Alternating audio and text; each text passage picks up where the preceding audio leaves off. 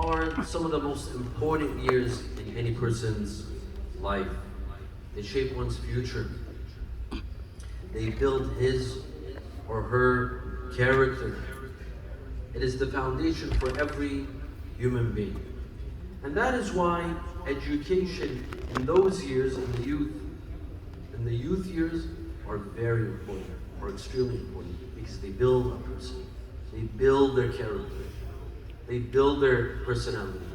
Hence, Amir al-Mu'mineen alayhi salam says, "Al-ilmu min al-sighar kal-naqsh fil-hajar."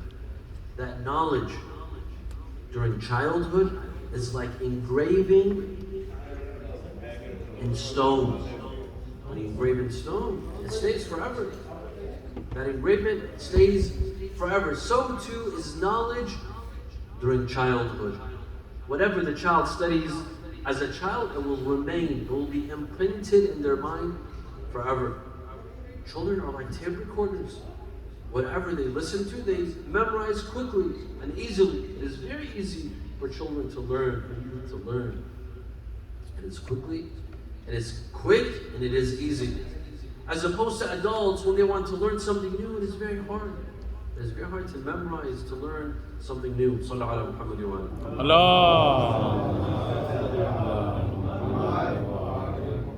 The Quran gives us examples of several righteous and religious youth. Youth that had an impression, that left an impression, that made an impact, that achieved, that contributed. For example, Prophet Ibrahim alayhi salam. Prophet Ibrahim, he began his achievements when he was a youth. Allah subhanahu wa ta'ala states in the Quran that when Ibrahim broke the idols, when his people left for a holiday, he came and he broke the idols, except the largest of all idols. They came back and they were wondering who broke the idols. So someone said, there's a youth. قالوا سمعنا فتى. فتى is a youth, a young man. سمعنا فتى يذكرهم يقال له إبراهيم. We've heard of a young man mentioning these idols, and his name is Ibrahim. He must have done it. Ibrahim was 15 years old, 16 years old when he broke the idols, and he thought of a witty way, a very smart way of putting the axe on the neck of the largest idol. قالوا أأنت فعلت هذا بآلهتنا يا إبراهيم? They told him, did you do this to our gods and our idols? He said, no. قال بل فعله كبيرهم. No, I didn't. It was the biggest one. Look whose axe, look where the axe is. It's on the neck of the biggest one. فَاسْأَلُوهُمْ إِنْ كَانُوا يَنْطِقُونَ. Ask them. If they speak, they will tell you. Obviously, they don't speak. His son Ismail, Allah tells us that at a very young age, Ismail was willing to sacrifice his life. His father saw in a dream that he is slaughtering his son. فَلَمَّا بلغ معه السعي قال يا بني إني أرى في المنام أني أذبحك. Ibrahim told his son that, my son, I see in my dream that I'm slaughtering you. فانظر ماذا ترى? Tell me, what do you think? What do you think I should do? قال يا أبت افعل ما تؤمر. My father, do as you're told. Do as you're ordered. Meaning Ismail at that young age knew that this was a divine command from Allah Azza wa Jal, that he needs to take the life of his son. سَتَجِدُنِي إِنْ شَاءَ اللَّهُ مِنَ الصَّابِرِينَ. Inshallah, you will find me amongst the patient. Ismail was young, and he was willing to sacrifice his life for the command of Allah Azza wa Jal. And also, when we talk about building the Kaaba, we usually ascribe building the Kaaba to Ibrahim alayhi salam. Ibrahim was the first to build the Kaaba. But the Quran tells us that Ibrahim had a helper. Whom? Ismail. Ismail was a youth when he built the Kaaba. وَإِذْ يَرْفَعُ إِبْرَاهِيمُ الْقَوَاعِدَ مِنَ الْبَيْتِ وَإِسْمَاعِيلُ رَبَّنَا تَقَبَّلْ مِنَّا إِنَّكَ أَنْتَ السَّمِيعُ الْعَلِيمُ. It was Ismail who also helped his father build the Kaaba. But usually the credit goes to the father and not the son. While Ismail was very young, he built the holiest house on earth. Allah also tells us about Prophet Yusuf alayhi salam, and how he was able to conquer his desire and not to allow his desire to conquer him and overcome him. And in fact, he chose to go to prison instead of disobeying Allah Azza wa Jal. قال رب السجن أحب إلي مما يدعونني إليه. Oh Allah, going to prison is more desirable to me than what they are calling me to do. Who? Zulaykha and the women of Egypt at the time, they were trying to seduce him. They were trying to seduce a very young and attractive and energetic Yusuf alayhi salam, but he didn't succumb to his desires. Allah Azza wa Jal also gives us the example of Ahl-e-Kahf. إِذْ أَوَى الْفِتْيَةُ إِلَى الْكَهْفِ. Fitya means young man. إِذْ أَوَى الْفِتْيَةُ إِلَى الْكَهْفِ فَقَالُوا رَبَّنَا آتِنَا مِنْ لَدُنْكَ رَحْمَةً وَهَيِّئْ لَنَا مِنْ أَمْرِنَا رَشَدًا. The people of the cave, the people of the Kahf, they ran away from oppression. There was a tyrant at the time. There was an oppressive tyrant at the time. They left. They decided to leave, to not see oppression, and to avoid oppression. Allah subhanahu wa ta'ala immortalizes them in the Quran and remembers them as youth. They were youth. إِنَّهُمْ فِتْيَةٌ آمَنُوا بِرَبِّهِمْ. They were a young man that believed in their Lord. From all of this, my dear friends, we see that the Quran sends a message to the youth that you too can change the course of history, that you too can achieve, and your names can be immortalized. Just like the other youth before you. You also have something to contribute. Although you're youth, but there's something that you can do, you can achieve, you can make use of your energy, you can make use of your enthusiasm. You can make a difference in people's lives as long as you're self-determined and you take the initiative and you're active, you're not passive. You take on the initiative, you take the initiative and be active, you can make a difference and you can change the course of history.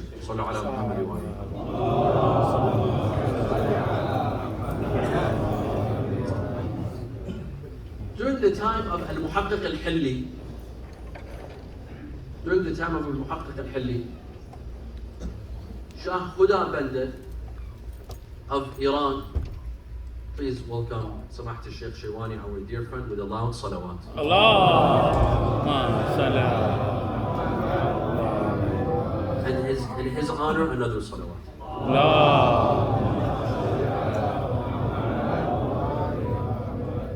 During the time of Al-Muhaqqiq Al-Hilli, in Iran, there was the Shah Khuda Bandar. One day, he asks his wife to make him a shisha. The shisha, yes, that a lot of youth today, they smoke. He asked her to make him a shisha. So she played a joke on him. Instead of putting coil, she put rubies. So he kept on smoking. There's no smoke coming out. Smoking, no smoke coming out. He got upset. He discovered that she played a joke on him. He divorced her. No. Triple divorce. Oh. He said, أنتِ طالق بالثلاث. I divorce you 3 times. Oh. Now, according to the Sunni madhab, if you divorce your wife 3 times, can you go back to her? You can no longer go back to her unless she marries someone else. So he called the ulama of the time that, I want to go back to my wife. They said, you can't. She has to marry someone else. Someone marries my wife? Impossible. You have to find me a solution. There's no solution. The Hanafi, Hanbali, Shafi'i, Maliki scholars, they all agreed that you have to marry someone else. She has to marry someone else. His minister, he told him there's another madhab, there's another school of thought that has a solution. And the alim, the top scholar of this madhab is in Hilla, in Iraq. So send someone to bring him. So he sent a messenger to Al-Muhaqqiq Al-Hilli that the Shah of Iran wants you. He said, I can't go, but I will send you my nephew, my 16-year-old nephew, Al-Allama Al-Hilli, Yusuf ibn al-Mutahhar Al-Hilli, rahmatullahi alayhi. We will come back to Al-Allama Al-Hilli. There's an interesting story. His entire life is interesting. Al-Allama Al-Hilli is a miracle. He's a genius. He needs to be celebrated. So he goes, 16 years old. His beard hadn't even come out yet, or very slightly. He goes in the court of Shah Khuda Bandar. He takes off his shoes. He puts it under his arms, under his armpit, And he goes and he sees there's a seat next to Shaykh Khuda Bende. When all of the other ulama are seated below, he goes and he sits next to the Shaykh. So the court is in uproar. What are you doing? A 16-year-old young man sitting next to the Shah. Did you seek anyone's permission? And on top of that, you have your sandals, you have your shoes under your armpit. What are you doing? He said, yes, because this is what Abu Hanifa did in the presence of Rasulullah. The Hanafi scholar got upset. He said, where was Abu Hanifa during the time of Rasulullah? Abu Hanifa did not even exist at the time of Rasulullah. He said, oh, I'm sorry, I meant Ahmad ibn Hanbal. The Hanbali scholar got upset. He said, Ahmad ibn Hanbal wasn't there at the time. He said, oh, it must have been Malik ibn Anas. The Maliki scholar got upset. He said, it was Shafi'i. The Shafi'i scholar got upset. He said, oh, so you all agree that none of these scholars were present during the time of Rasulullah. Then why is it that you take your fiqh from them and you abandon Ali ibn Abi Talib? Oh, subhanallah. Subhanallah.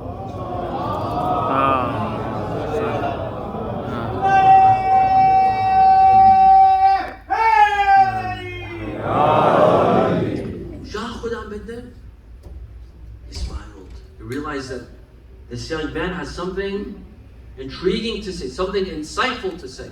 So he said, yes, continue. He said, if you ask Ali ibn Abi Talib, Ali ibn Abi Talib says that this divorce is only once. It's not a triple divorce. If you say this, Anti taliq bit-thalath, this is actually a one divorce. And you can go back to your wife.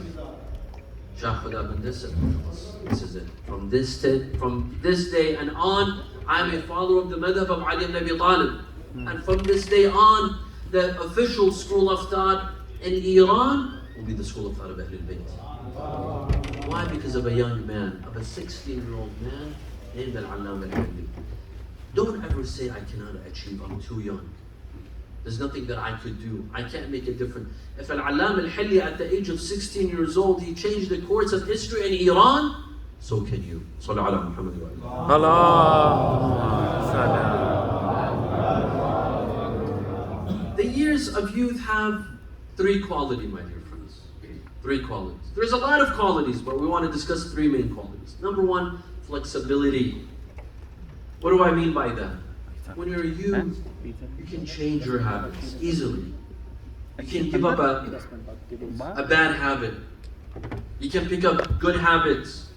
This is not difficult. When you're young, when you're a youth, you're like mold. You're like clay that can be molded easily. Could be molded easily. When you're older, it's difficult to give up bad habits, old habits. They say old habits die hard. But when you're a youth, you can easily change. You can change your thoughts. You can change your ideas, your perceptions. There's flexibility. When you're young, you can easily change. But when you're old, and these thoughts and ideas and theories have lived with you for 30 years, 40 years, 50 years, it's easy. It's hard to give up on those ideas. It's hard. But when you're a youth, you can easily be persuaded. You can be influenced. You're flexible. You know, old ideas are like trees. Old ideas are like old trees.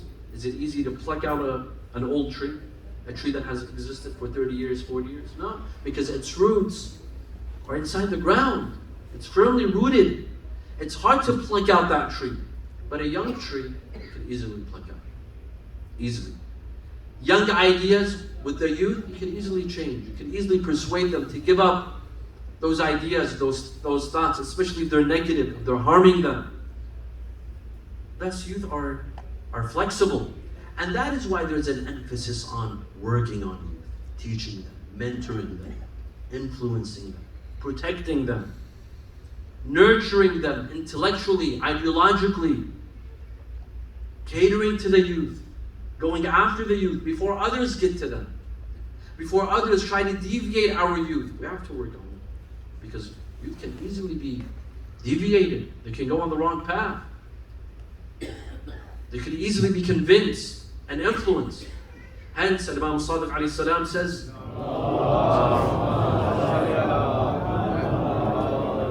بادروا أحداثكم بالحديث قبل أن يسبقكم إليهم المرجئة. He says, quickly teach your youth hadith, the hadith of Ahl-e-Bait. Let the youth wake up with the hadith of Ahl-e-Bait. The first thing that they learn is the hadith of Ahl-e-Bait. There is nothing more cherishable than the hadith and sayings of Ahl-e-Bait. Before others get to them. Before the murji'ah get to them. Back then it was the murji'ah. Today there's so many other movements.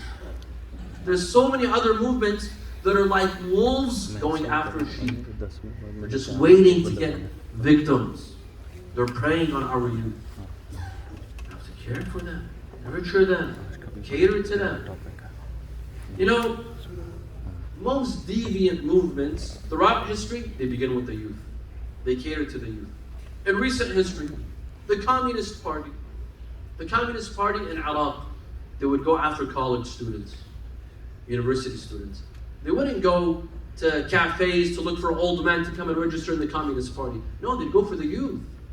College students, university students, because they're the ones that matter. Because they're the pride of the community. They're the energy of the community. They're the backbone of the community. They would go after college students. And even in Iran, in the 60s, when the Communist Party, the Tudeh Party, they were very active, they'd go after college students, university students.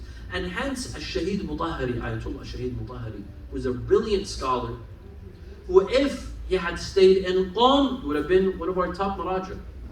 Possibly. He would have been a top maraja. But he decided to leave Qom and go to Tehran and go to university. And he began teaching at university. Why? To protect the youth. Because the Communist Party, they were after the youth. They needed someone to nurture them, someone to look after them, someone to educate them, nurture them intellectually, ideologically. All of these movements, they start with the youth, the socialist movement, the Arab nationalist movement, the Ba'athist movement. Even the Ba'athists in Iraq, they went after the youth. They would make sure that the youth register in their parties. Jamal Abdel Nasser, the Arab nationalist movement, when he began, it was the youth that registered. They were in awe of Jamal Abdel Nasser speaking in Arab nationalism. Everyone was, all the youth that were in awe of Jamal Abdel Nasser. Imam Sadiq alayhi salam says, "Alaykum bil hadath." Alaykum bil hadath, فإنهم أسرع إلى كل شيء. Take care of the youth because they are the quickest to join everything. Look at all the different kinds of movements, the good and the bad, the left, the right. Who is the first to join these movements? It's the youth. The youth are the first to register, whether they are good movements or bad movements. They're the first to join. Even in the movement of Sayyid al-Khomeini rahmatullahi alayh, in the 70s, who were the first to join his ranks? It was the youth. The youth were the first to join. Al-Shaheed Sayyid Muhammad Baqir al-Sadr in Iraq, it was the youth that gathered around him. Al-Shaheed Sayyid Muhammad al-Sadr, who was killed in 1998, it was the youth that revolved around him, gathered around him. It's always the youth in the front lines. They're the first to join. They're energetic. They're enthusiastic. And that's why we have to be careful, because the soldiers that are on the front lines, they're also the first victims as well. They're the first ones to go down as well. They receive the first bullets. Sallallahu ala Muhammad wa Allah. Today we have a crisis, my dear friends. Today there's a crisis in the West. Starting in the United States, in Europe, in Australia, in New Zealand, there's the whole notion of gender. Gender. There's a gender movement. And they're coming after our youth. They're coming after our children. My son and your son, our kids, they're coming after them. They're telling them that gender is up to you. You want to be a man? You want to be a woman? You don't want to be either? You want to be both? You want to be a third, something else? It's all up to you. It's all up to you. There's kids at the age of 6, 7, 8. They're teaching them that gender is up to you. Why are they coming after our children? Why don't they come after us? Why don't they come after the adults? Because do you think they'll be able to persuade us? No, they're coming after our kids. That's the dangerous part. And the whole LGBT community. What they want to do in their homes, that's up to them. We could care less. But once you come for our kids, you come after our kids, no. It becomes dangerous. That's a red line. Leave our kids out of it. You want to do what you want to do? That's up to you. But keep our kids out of it. They're coming after our kids and our children. And they're trying to indoctrinate them. That it's okay. A family made of a man and a man, that's okay. A family made of a woman and a woman, that's okay. No, that is not okay. Maybe it's okay for you. It's not okay for us. This is not what our religion teaches us. This is not where our fitrah, my innate nature, it refuses this. Science refuses this. Don't try to come after my kid. And they are in TV series, in the movies, even in kids' movies, Disney movies, Avenger movies. They're coming after our kids. They're trying to indoctrinate them so that they raise an entire generation. They're okay with this. 10 years from now, it's okay.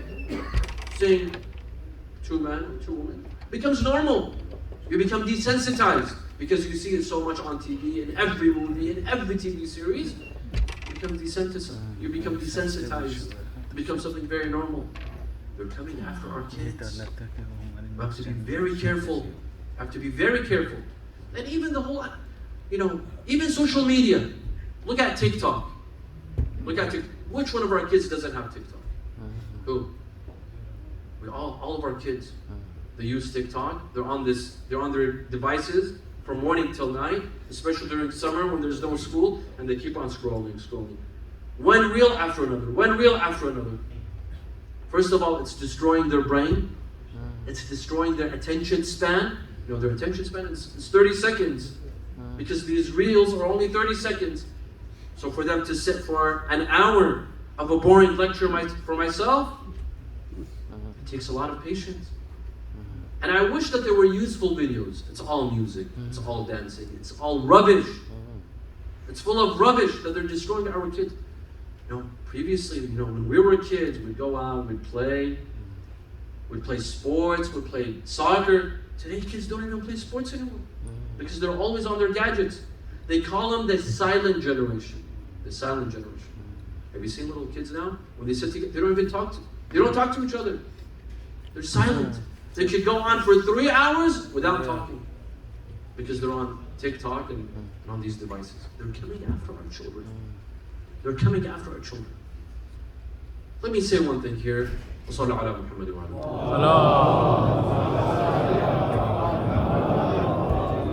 My dear brothers and sisters, you here in New Jersey, here specifically in Somerset, you're very, very lucky.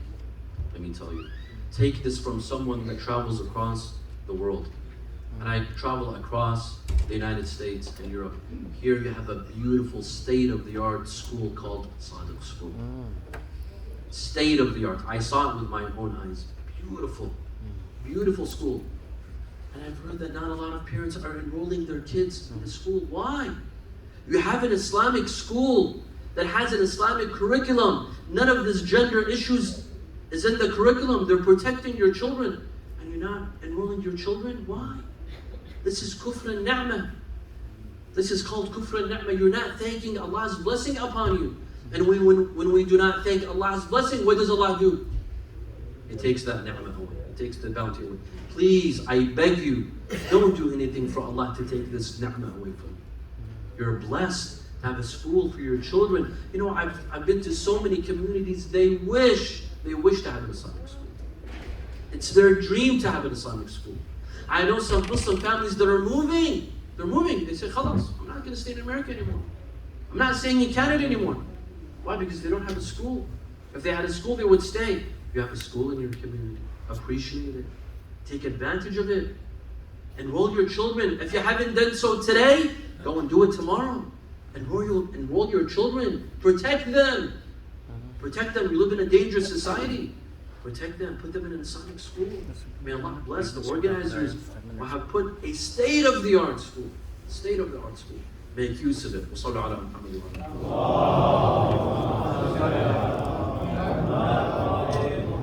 Youth years, my dear friends, they build a person.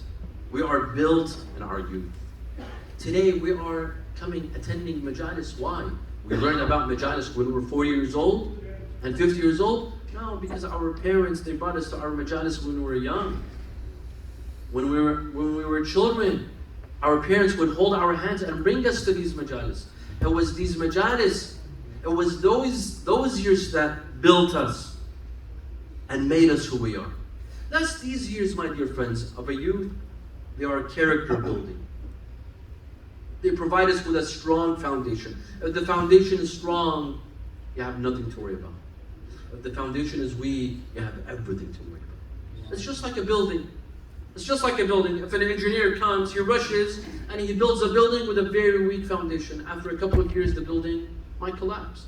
With a simple earthquake, the building will collapse. But if you have a strong foundation, the building will last and last for many years. أفمن, look at the Quran. أفمن أسس بنيانه على تقوى من الله ورضوان خير أم من أسس بنيانه على شفا جرف هار فانهار به إلى نار جهنم. He who builds a foundation upon taqwa, upon piety, this foundation will last. But someone who does not build a foundation upon taqwa, it's a weak foundation. It's like building a foundation next to a cliff. Have you seen a house on a cliff? The house will be destroyed. The house is about to fall off the cliff. This is not a real foundation. Hence, my dear friends, we see that Rasulullah sallallahu alayhi wa alihi wa sallam,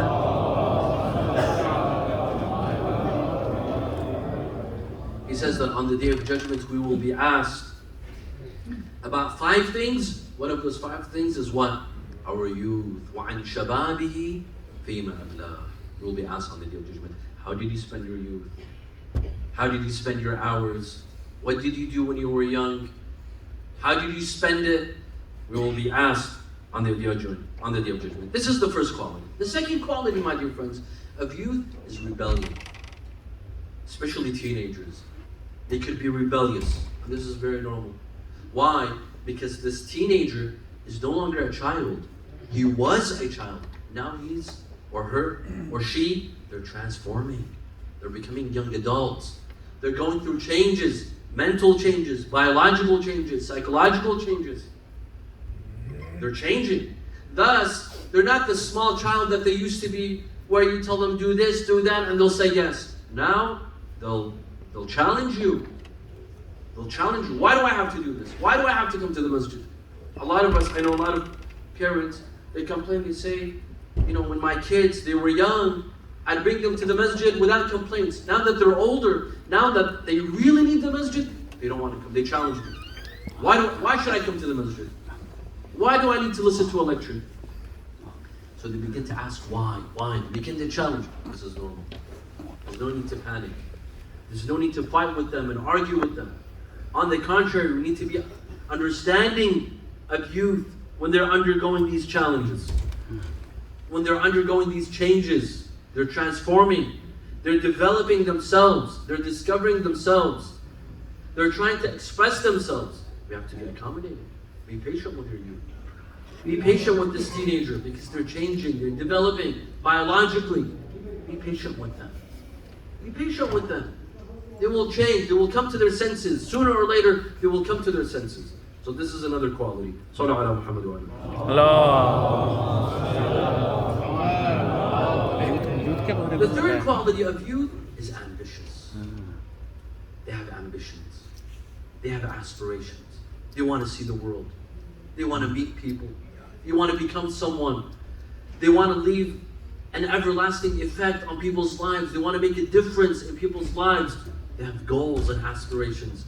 The difference between a youth and an elderly are like 2 passengers.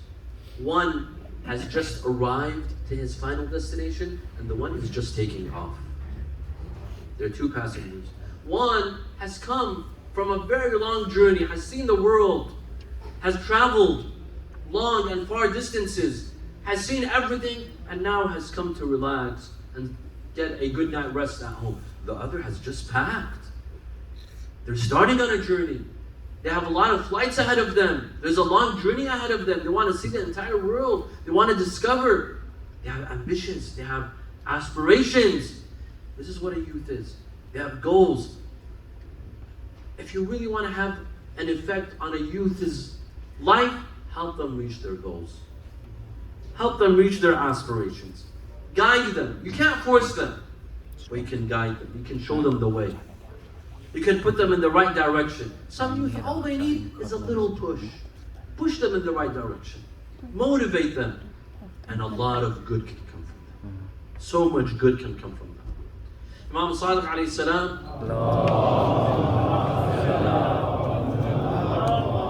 was once with a group of companions, his top companions. Zurara, Muhammad ibn Muslim, these great companions who were jurists, who were fuqaha. But one of Imam al-Sadiq's most favorite companions was whom? Hisham ibn al-Hakam. Hisham ibn al-Hakam was a youth, maybe 16, 17 years old. Like Al-Alam al-Hilli, his beard wasn't complete. So he would sit in the end of the majlis. He was shy. He wouldn't come with the top scholars of the Imam's companions like Zurara and Muhammad ibn Muslim. He would sit in the end. One day, Imam Sadiq was with his companions. He called Hisham. He told him, come here, Hisham. I want to ask you a question. Tell me what happened with Amr ibn Ubaid in Basra. Hisham was shy. He said, excuse me. I'm embarrassed to say this in front of you and your top companions and students. Imam Sadiq told him, إِذَا أَمَرْتُكُمْ بِشَيْءٍ فَامْتَثِلُوا. When I tell you something, do as I tell you. I want to hear this story from you. Imam Sadiq knows the story, but he wants his companions to listen. Hisham ibn al-Hakam, my dear friends, was brilliant. At the age of 16, he was a scholar, he was a theologian, and he was very talented in debates, in polemics. He was excellent in debates.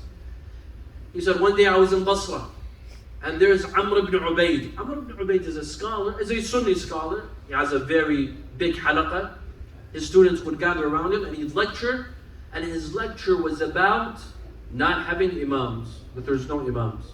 That Allah subhanahu wa ta'ala never appointed an imam. Rather, it is for people to choose the imam. وَأَمْرُهُمْ شُورَى بَيْنَهُمْ. People can choose the imam by shura. So Amr ibn Ubaid, he said, I cut the lines and I came and I sat right in front of Amr ibn Ubaid. I told him, Shaykh, I have a question. Do you allow me to ask you? He said, ask. I asked him, do you have eyes? He said, what sort of stupid question is this? Of course I have eyes. He said, I'm asking you a question, answer me.